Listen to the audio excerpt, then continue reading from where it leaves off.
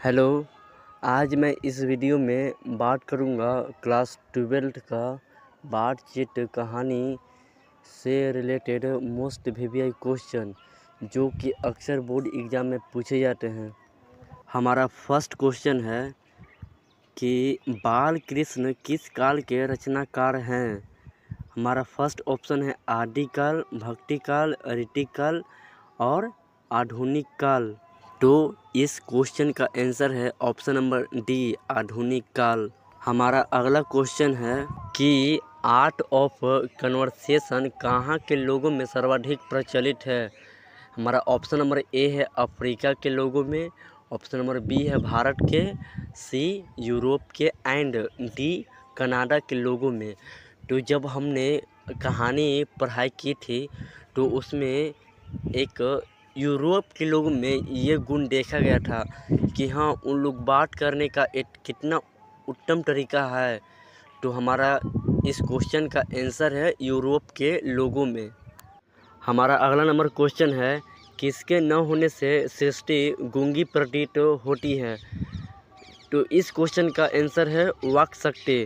अगर मनुष्य में वाक शक्ति ना हो तो सारा सृष्टि गूंगी प्रतीत होती। हमारा अगला क्वेश्चन है बातचीत से मन किस प्रकार का हो जाता है। हमारा ऑप्शन नंबर ए है क्रोधपूर्ण और ऑप्शन नंबर बी है भारित और बोझिल एंड ऑप्शन नंबर सी है हल्का और स्वच्छ एंड डी नंबर ऑप्शन है इनमें से कोई नहीं। तो इस क्वेश्चन का आंसर होगा ऑप्शन नंबर सी। आप लोग अक्सर लोगों से सुनते होंगे कि हाँ, हम बातचीत करते हैं तो हमारा मन किस प्रकार से एक हल्का हो जाता है, एक बोझ सा एकदम रिलैक्स फील होता है। तो इस क्वेश्चन का आंसर है सी नंबर। हमारा अगला नंबर क्वेश्चन है एडिशन के अनुसार असल बातचीत कितने लोगों के बीच हो सकती है। इस क्वेश्चन का आंसर होगा ऑप्शन नंबर ए, 2। आप लोग खुद जानते होंगे कि अगर आप लोग दो दोस्त होंगे तो आप लोग अगर बात करते होंगे अकेले में तो आप लोग कितने अच्छे से बात करते होंगे कि हाँ, फ्यूचर में क्या करना है, या तो कुछ इम्पोर्टेंट बात करते हैं। लेकिन अगर वहाँ पे कोई तीसरा व्यक्ति आ जाए यानी अदर व्यक्ति, तो आप लोग बात को इधर उधर मन कर देते हैं। फिर आप लोग जैसे कि इम्पोर्टेंट बात को छोड़कर कि फिजूल की बातें करने लगते हैं कि चलो खेलने चलते हैं, चलो कहीं घूमने चलते हैं, चाहे कुछ पबजी वगैरह खेल लें। तो इस प्रकार की बातें होती हैं। तो इस क्वेश्चन का आंसर होगा ऑप्शन नंबर ए। हमारा अगला नंबर क्वेश्चन है असल बातचीत सिर्फ दो व्यक्तियों में ही हो सकती है, या किसका मत है। तो हमने पिछले क्वेश्चन में ही ये वाला क्वेश्चन कर लिया है कि असल बातचीत सिर्फ दो व्यक्तियों में ही हो सकती है, यह कथन एडिशन के अनुसार है। तो इस क्वेश्चन का आंसर है ऑप्शन नंबर ए, एडिशन। हमारा अगला नंबर क्वेश्चन है बोलने से ही मनुष्य के रूप का साक्षात्कार होता है, यह किसने कहा था। आप लोग याद कीजिए, जब आप लोगों ने बुक पढ़े होंगे तो उसमें मेंशन किया गया था कि बोलने से ही मनुष्य के रूप का साक्षात्कार होता है, यह किसने कहा था। तो बेन जॉनसन। तो इस क्वेश्चन का आंसर होगा ऑप्शन नंबर बी। हमारा अगला नंबर क्वेश्चन है रॉबिन्सन क्रूसो को कब तक मनुष्य का मुख्य देखने को नहीं मिला था। तो इस क्वेश्चन का आंसर होगा ऑप्शन नंबर सी, 16 वर्षों तक मनुष्य को मुख्य देखने का नहीं मिला था। तो इस क्वेश्चन का आंसर है ऑप्शन नंबर सी। हमारा अगला नंबर क्वेश्चन है नाटक के प्रारंभ में होने वाले मंगल पाठ को क्या कहा जाता है। हमारा पहला नंबर ऑप्शन है भजन, दूसरा नंबर ऑप्शन है नानी पाठ और तीसरा नंबर ऑप्शन है मंगल चरण एंड चौथा नंबर जो ऑप्शन है वो है आरती। तो इस क्वेश्चन का जो आंसर होगा वो होगा ऑप्शन नंबर बी, नानी पाठ। हमारा अगला नंबर क्वेश्चन है कौन सा उपन्यास बालकृष्ण भट्ट द्वारा रचित है। तो हमारा पहला नंबर ऑप्शन है मैला आचन, बी नंबर ऑप्शन है गोदान, सी नंबर ऑप्शन है 100 अजान 1 सुजान एंड डी नंबर जो क्वेश्चन है जो ऑप्शन है वो है अंतराल।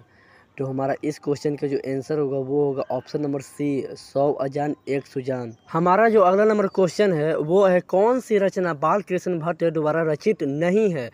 तो हमारा जो ऑप्शन नंबर ए है वो है पद्मावती। पद्मावती जो है वो बालकृष्ण भट्ट द्वारा रचित रचना है। एंड बी नंबर जो ऑप्शन है वो है वेणी संहार, ये भी है।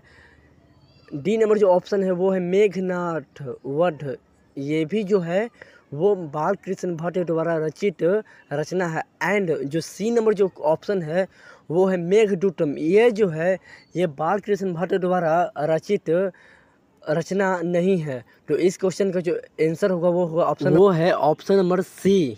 हमारा जो अगला नंबर क्वेश्चन है वो है बालकृष्ण ने हिंदी प्रदीप नामक मासिक पत्रिका निकालना कब प्रारंभ किया। तो इस क्वेश्चन का जो आंसर होगा वो होगा ऑप्शन नंबर ए 1877। हमारा जो अगला नंबर क्वेश्चन है वो है बालकृष्ण भट्ट ने किस पत्रिका का संपादन किया। हमारा इस क्वेश्चन का जो आंसर होगा वो होगा option number C Hindi Pradeep. Hindi Pradeep Balkrishna Bhatt ने पत्रिका का संपादन किया था। हमारा जो अगला नंबर क्वेश्चन है वो है बालकृष्ण भट्ट का निवास स्थान कौन सा था। ये जो क्वेश्चन बहुत ही वीवीआई है, ये बहुत ही बार पूछा है। तो इस क्वेश्चन का जो आंसर होगा वो होगा option number B Allahabad Uttar Pradesh. हमारा जो अगला नंबर क्वेश्चन है वो है भट्ट जी को किसने अंग्रेजी साहित्य के एडिशन और स्टील की श्रेणी में रखा है। तो इस क्वेश्चन का जो आंसर होगा वो होगा ऑप्शन नंबर सी। हमारा जो अगला क्वेश्चन है वो है बातचीत के माध्यम से बालकृष्ण भट्ट क्या बतलाना चाहते हैं। तो इस क्वेश्चन का जो आंसर होगा वो होगा ऑप्शन नंबर ए बातचीत की शैली। बातचीत के माध्यम से बालकृष्ण ने बातचीत की शैली को बतलाना चाहते हैं। हमारा जो अगला क्वेश्चन है वो है बातचीत शीर्षक निबंध के निबंधकार हैं निम्नलिखित में से कौन सा ऑप्शन सही है।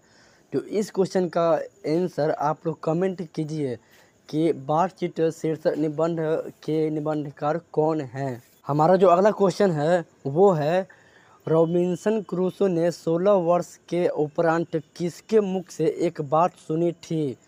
तो इस क्वेश्चन का जो आंसर होगा वो होगा ऑप्शन नंबर ए फ्राइडे के मुंह से रॉबिन्सन क्रूसो ने 16 वर्ष के उपरांत एक बात सुनी थी। हमारा जो अगला क्वेश्चन है वो है बातचीत किस विधा की रचना है। तो इस क्वेश्चन का आंसर होगा निबंध। बातचीत एक निबंध है।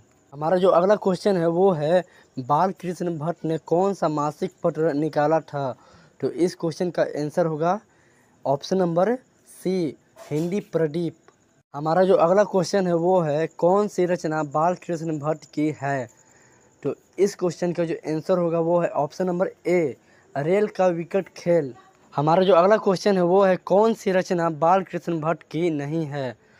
तो अब मेरा ऑप्शन नंबर ए है न्यूटन ब्रह्मचारी, ये जो है बालकृष्ण भट्ट की रचना है। ऑप्शन नंबर बी है 100 अजान 1 सुजान, ये भी बालकृष्ण की रचना है। ऑप्शन नंबर सी है सद्भाव का अभाव, ये भी जो ऑप्शन है वो है बालकृष्ण भट्ट की रचना है। एंड जो डी नंबर जो ऑप्शन है वो है परीक्षा गुरु। परीक्षा गुरु बालकृष्ण भट्ट की रचना नहीं है। इस क्वेश्चन का आंसर है हमारा ऑप्शन नंबर डी, इस क्वेश्चन का आंसर है। हमारा अगला क्वेश्चन है संयोगिता स्वयंवर रचना है। तो निम्नलिखित में से कौन सा ऑप्शन सही है। तो इस क्वेश्चन का option number A Balkrishna Bhatt की संयोगिता स्वयंवर रचना है। तो इस क्वेश्चन का आंसर होगा ऑप्शन नंबर ए। हमारा अगला नंबर क्वेश्चन है बालकृष्ण भट्ट का जन्म हुआ था। तो इस क्वेश्चन का आंसर होगा ऑप्शन नंबर बी 23 जून 1844 को बालकृष्ण भट्ट का जन्म हुआ था। हमारा अगला नंबर क्वेश्चन है संवाद में सबसे महत्वपूर्ण क्या है। ये तो बहुत ही आसान क्वेश्चन है, ये तो क्वेश्चन में ही आंसर छुपा हुआ है। इस क्वेश्चन का आंसर होगा आत्मीयता। बिल्कुल आत्मीयता जो है संवाद में सबसे महत्वपूर्ण रोल निभाता है। हमारा अगला नंबर क्वेश्चन है, मनुष्य के बातचीत का उत्तम तरीका क्या है। तो देखा जाए तो इस क्वेश्चन को हमने पहले वाले क्वेश्चन को ही कर लिए थे।